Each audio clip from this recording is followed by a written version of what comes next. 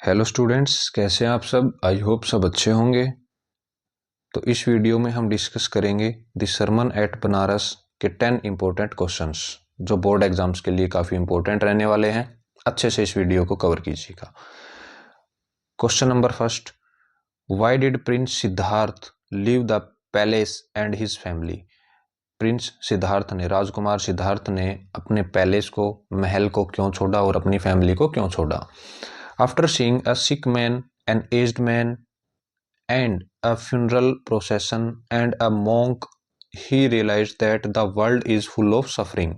He left the palace to seek enlightenment and find the cause of human sorrow.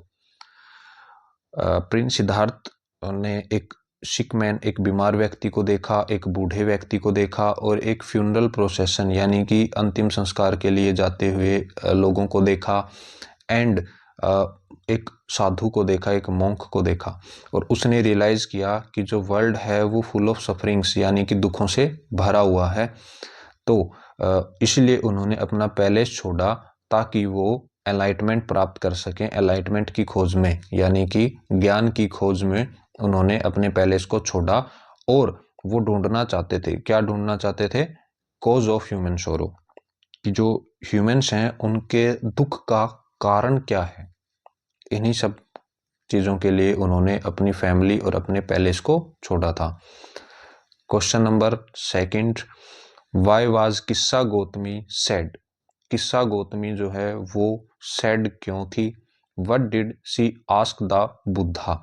Buddha से, जो Prince Siddharth थे उन्हीं को बाद में बुद्धा कहा गया है।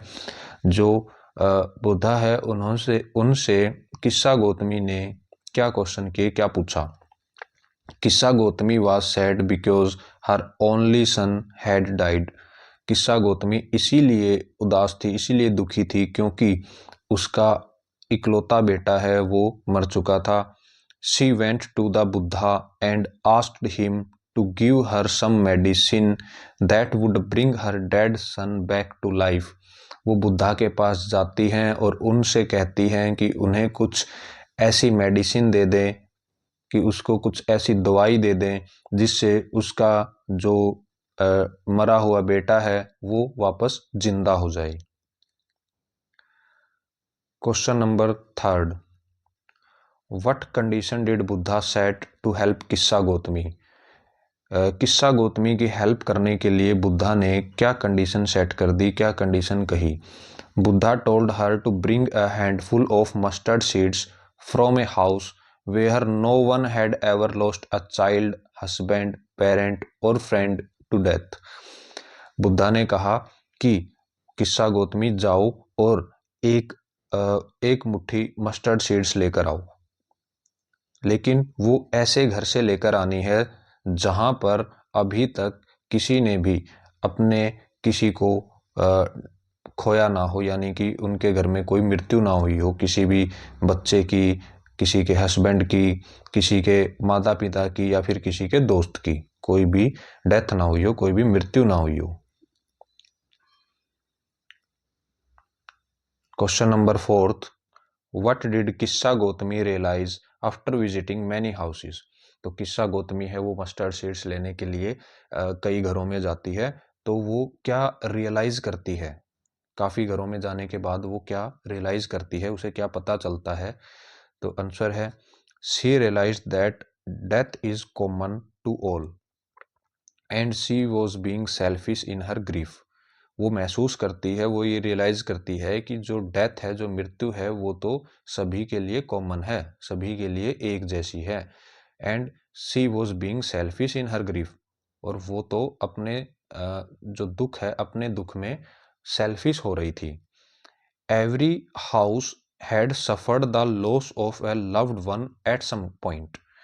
किसी टाइम हर एक ने किसी ना किसी टाइम अपने किसी प्रिय को खोने का दुख है वो महसूस किया है, उस दुख से हर कोई गुजरा है कभी ना कभी।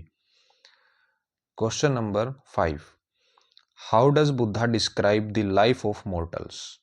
जो बुद्धा है वो लाइफ ऑफ मॉर्टल्स को कैसे डिस्क्राइब करते हैं। लाइफ ऑफ मॉर्टल्स, मॉर्टल्स यानी कि जिसका जन्म हुआ है उसकी मृत्यु होती ही है, यानी कि जो मृत्यु के योग्य हों। Buddha says that the life of mortals is troubled, brief and combined with pain. उन्होंने कहा कि जो मोर्टल्स की लाइफ होती है वो ट्रबल्ड होती है, ब्रीफ होती है, छोटी होती है और दुखों से भरी हुई होती है, combined with pain. He says that everyone who is born must die. वो कहते हैं कि हर एक जिसका जन्म हुआ है, जो पैदा हुआ है, वो अवश्य ही मरेगा। It is the law of nature, ये नेचर का नियम है, ये प्रकृति का नियम है कि जो पैदा हुआ है वो मरेगा। What analogies does Buddha use to explain death. Buddha ने किन किन एग्जाम्पल्स या किन किन बातों का सहारा लिया डेथ को एक्सप्लेन करने के लिए, उन्होंने क्या साक्ष्य दिए। He compares mortals to ripe fruits. वो मोर्टल्स को कंपेयर करते हैं पके हुए फलों से। That are in danger of falling, जो गिरने के खतरे में रहते हैं। जब फ्रूट पक जाता है तो वो गिरने के खतरे में रहता है, तो उससे मोर्टल्स को उन्होंने राइप फ्रूट से कंपेयर किया। क्वेश्चन भी आ सकता है कि मोर्टल्स को किस किस से कंपेयर किया, तो राइप फ्रूट से कंपेयर किया। एंड अर्थन वेसल्स, और मिट्टी के बर्तनों से कंपेयर किया। Made by a potter that eventually break, जो एक पोर्टर के द्वारा बनाए जाते हैं और वो कभी ना कभी तो टूटेंगे ही, वो आगे चलकर टूटेंगे। Similarly death is inevitable for all humans. इसी प्रकार जो डेथ है वो इनएविटेबल है ह्यूमंस के लिए। इनएविटेबल मीन्स जिसको टाला नहीं जा सकता।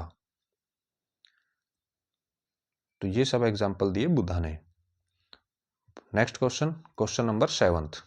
According to Buddha how can one obtain peace of mind.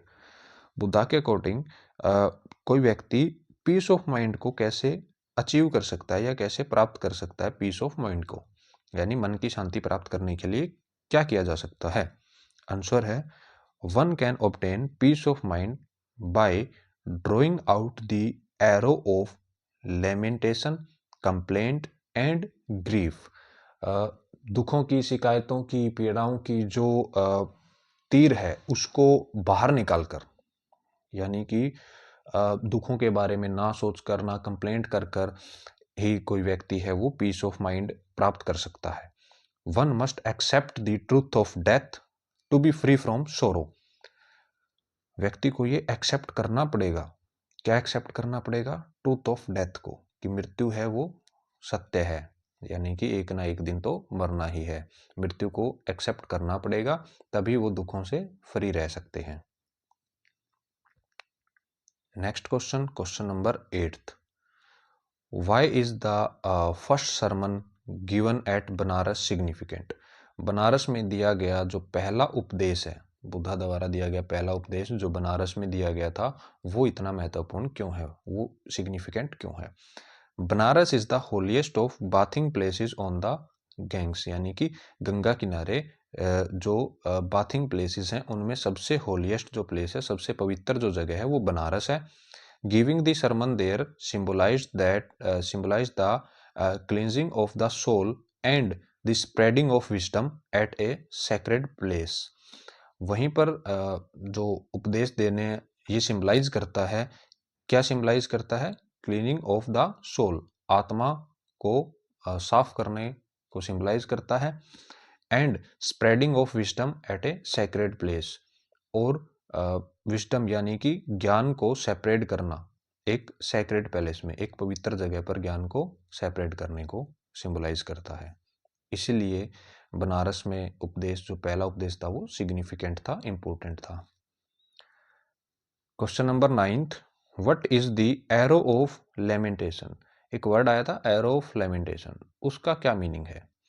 It refers to the excessive grieving and crying over the death of loved ones. Arrow of lamentation का मतलब है बहुत ज्यादा दुखी होना और रोना, over the death of loved ones, अपने किसी प्रिय की मृत्यु पर बहुत ज्यादा दुखी हो जाना और बहुत ज्यादा रोना, इसको रेफर करता है arrow of lamentation. Buddha says this arrow only increases pain and makes the body suffer without bringing the dead back.